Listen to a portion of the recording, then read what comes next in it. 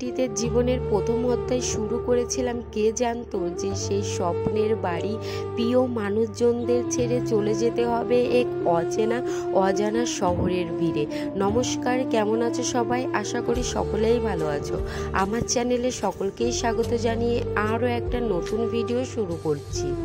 দেখতে 14টা দিন কত যে তাড়াতাড়ি হাতের নাগাল দিয়ে পার হয়ে গেল বুঝতেই পারলাম না। এদিকে বাপের বাড়িতে পেঁয়াজ রসুনের সময় এসেছি, পেঁয়াজ রসুনের বতর কিন্তু হয়ে গেছে। শ্বশুর বাড়িতে চলে আসবো, তাই মা বারবার করে বলছিল গাছ থেকে কিছু পাকা সিমের বীজ নিয়ে যাওয়ার জন্য, কারণ আমার শ্বশুর বাড়িতে সমস্ত জিনিসই কিন্তু কিনে খেতে হয়। তাই এখানে ভাই আর আমি দুজনেই কিন্তু চলে এসেছি। ভাইও কিন্তু জানে না যে গতকালই আমি চলে যাব শ্বশুর বাড়িতে। যে বাড়িটি আগে আমার বলে মাতিয়ে রাখতাম, সেই বাড়িটিতেই এখন আসতে হয় কয়েকদিনের অতিথি হয়ে। তাই তো আসার সময় ব্যাগপত্রও কিন্তু গুছিয়ে নিয়ে আসতে হয়, তাই ব্যাগপত্র আবার কিন্তু যাওয়ার সময় গুছিয়ে নিলাম। এদিকে মা পাটের বীজ মাপছিল, বারবার করে বলছিল আর কিছুটা দিন থেকে যেতে পারতি বাবা। তো এখানে হচ্ছে মা পাটের বীজ মাপছিল, মাঠে পাট বোনা হবে, যেহেতু পেঁয়াজ রসুন তোলা হয়ে গেছে, এইবার তো পাটের সিজন, তাই পাটও কিন্তু বুনতে হবে। যবে থেকে জ্ঞান হয়েছে তবে থেকেই দেখে আসছি আমাদের পুরো সংসারটাই কিন্তু নির্ভর করে চাষবাসের উপর ভিত্তি করে।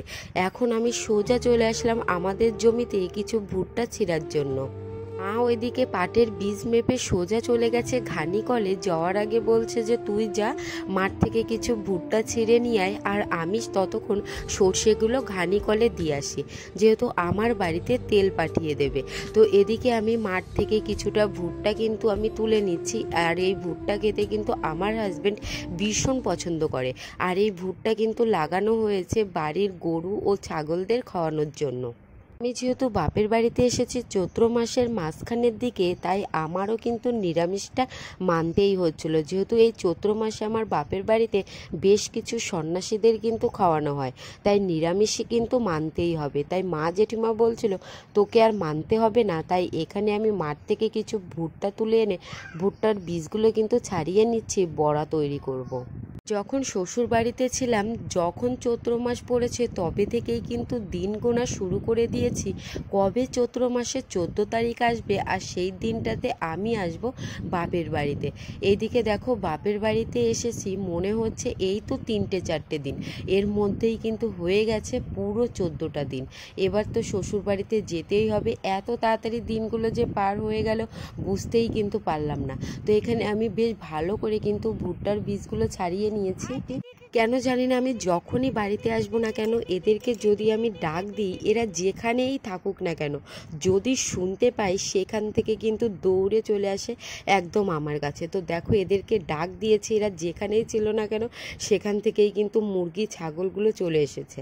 তো ওদেরকে আমি কিছুটা ভুট্টার বীজ দিলাম, আর কিছুটা ভুট্টার বীজ বেশ ভালো করে ধুয়ে এখন কিন্তু রান্নাঘরে শিলনোড়ায় কিন্তু বেটে নিচ্ছি।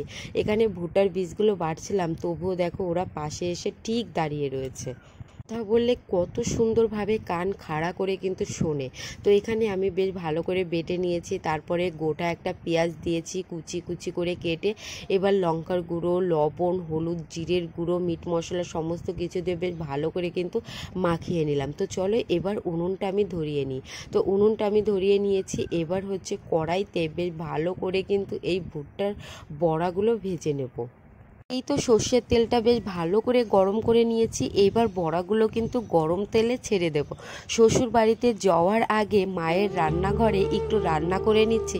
কেন জানি না, আবার শ্বশুর বাড়িতে গেলে বাপের বাড়িতে কবে আসবো জানি না, কারণ আমার বাপের বাড়ি থেকে শ্বশুর বাড়ি অনেকটাই দূরে। তাই যখন ইচ্ছা খুশি তখন কিন্তু আমি আসতে পারবো না। তাই আসার আগের দিন বেশ ভালো করে মায়ের রান্নাঘরে মায়ের খাতা, খুন্তি, হাঁড়ি, কড়াই ধরে বেশ ভালো করে একটু রান্না করে নিচ্ছি নিজের মনের মতো। তো এখন এই বড়াগুলো কিন্তু আমি তুলে নেব, আর এটা যে ভুট্টা দিয়ে তৈরি করেছি খেয়ে কিন্তু কেউ ধরতেই পারেনি। তো যাই হোক, এখন আমি গরম তেল থেকে কিন্তু এই বড়াগুলো ছেঁকে ছেঁকে থালায় কিন্তু তুলে নিলাম। এদিকে মার জেঠিমা দুজনেই ব্যস্ত হয়ে পড়েছে মেয়ে জামাই বাড়িতে কি কি পাঠাবে। মা তো এখানে তেল দিচ্ছিল, জেঠিমা ঘর থেকে দৌড়ে কাঁথা, মশারি, ডাল থেকে শুরু করে বড়ি থেকে শুরু করে সমস্ত কিছুই কিন্তু ব্যাগের কাছে এনে দিচ্ছে, যে তাড়াতাড়ি করে ব্যাগপত্র বেশ ভালো করে কিন্তু গুছিয়ে নিয়ে। আজকে ছিল শনিবার, আজকে কিন্তু আমার বাপের বাড়িতে নিরামিষই কিন্তু খাওয়া হয়, কিন্তু আমি যেহেতু গতকাল চলে আসবো শ্বশুর বাড়িতে, তাই আজকে শনিবার হওয়া সত্ত্বেও কিন্তু রাতের বেলা মাংস আনা হয়েছে।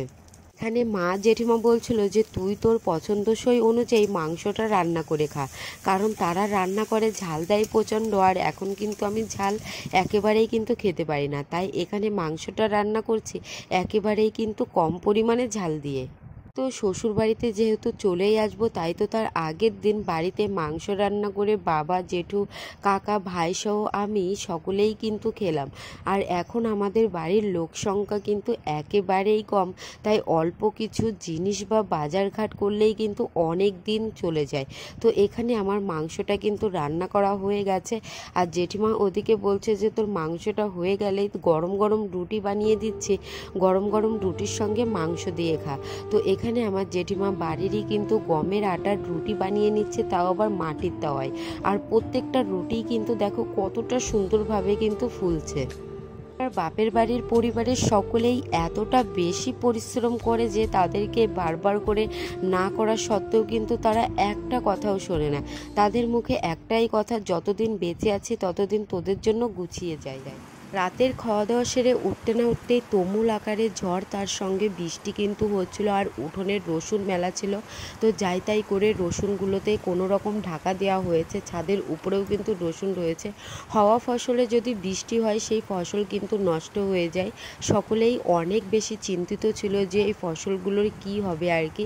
যারা চাষবাসের উপর নির্ভরশীল, এর কষ্টটা কতটুকু তারাই কিন্তু একমাত্র বুঝবে যে হওয়া ফসল নষ্ট হলে কতটা খারাপ লাগে।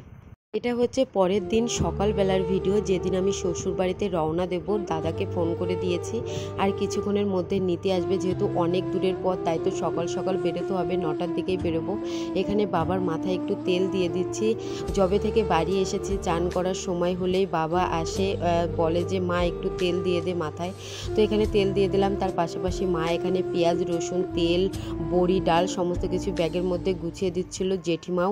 আর এখানে ভাইকে টাটা করে দিলাম, আর বললাম যে দাদা একটু এদিকে আয়, একটু কপালে একটু হামু খাই। তো এখানে ভাইকে হামু খেলাম, কিছুটা টাকা দিলাম। আর এখন এই যে জুতো পরছে, তার পাশাপাশি দেখো ছাগলও কিন্তু চলে এসেছে, জুতোর ফিতে ধরে টানাটানি করছে।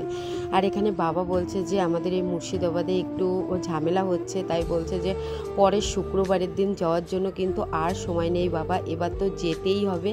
সকলকেই প্রণাম করে ব্যাডিংটা নিয়ে এখন বেরিয়ে পড়লাম। মা তো দেখে অবাক হয়ে গেছে, আর জেঠিমা আগে থেকে রাস্তায় দাঁড়িয়ে রয়েছে। প্রত্যেকবার মনে করি যে যাওয়ার সময় ভিডিও করব, কিন্তু সকলেই এত পরিমাণে কান্না করে মা জেঠিমা যে ভিডিও করাই আর সম্ভব হয়ে ওঠে না। জানি না আবার কবে আসবো, কবে এসে প্রিয় মানুষদের সঙ্গে দেখা করব। কাদের কাদের বাপের বাড়ি থেকে যাওয়ার সময় এরকম অবস্থা হয় একটু জানিও, আর ভিডিও করতে পারলাম না।